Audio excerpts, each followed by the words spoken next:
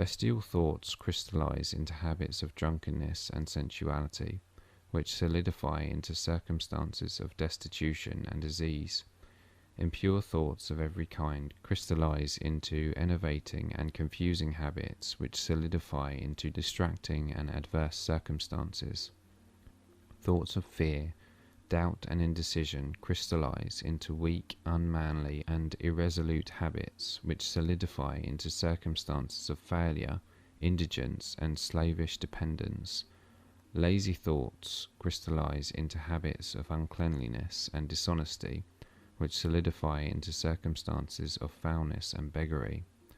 Hateful and condemnatory thoughts crystallize into habits of accusation and violence, which solidify into circumstances of injury and persecution. Selfish thoughts of all kinds crystallize into habits of self-seeking, which solidify into circumstances more or less distressing. On the other hand, beautiful thoughts of all kinds crystallize into habits of grace and kindliness, which solidify into genial and sunny circumstances. Pure thoughts crystallize into habits of temperance and self-control, which solidify into circumstances of repose and peace.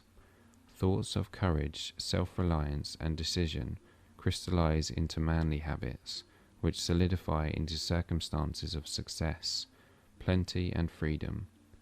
Energetic thoughts crystallize into habits of cleanliness and industry, which solidify into circumstances of pleasantness. Gentle and forgiving thoughts crystallize into habits of gentleness, which solidify into protective and preservative circumstances. Loving and unselfish thoughts crystallize into habits of self-forgetfulness for others, which solidify into circumstances of sure and abiding prosperity and true riches. A particular train of thought persisted in, be it good or bad, cannot fail to produce its results on the character and circumstances. A man cannot directly choose his circumstances, but he can choose his thoughts, and so indirectly, yet surely, shape his circumstances. Nature helps every man to the gratification of the thoughts which he most encourages, and opportunities are presented which will most speedily bring to the surface both the good and evil thoughts. Let a man cease from his sinful thoughts, and all the world will soften towards him, and be ready to help him. Let him put away his weakly and sickly thoughts, and lo, opportunities will spring up on every hand to aid his strong resolves. Let him encourage good thoughts, and no hard fate shall bind him down to wretchedness and shame. The world is your kaleidoscope, and the varying combinations of colours, which at every succeeding moment it presents to you, are the exquisitely adjusted pictures of your ever-moving thoughts. You will be what you will to be. Let failure find its false content in the poor word, environment. But spirit scorns it and is free.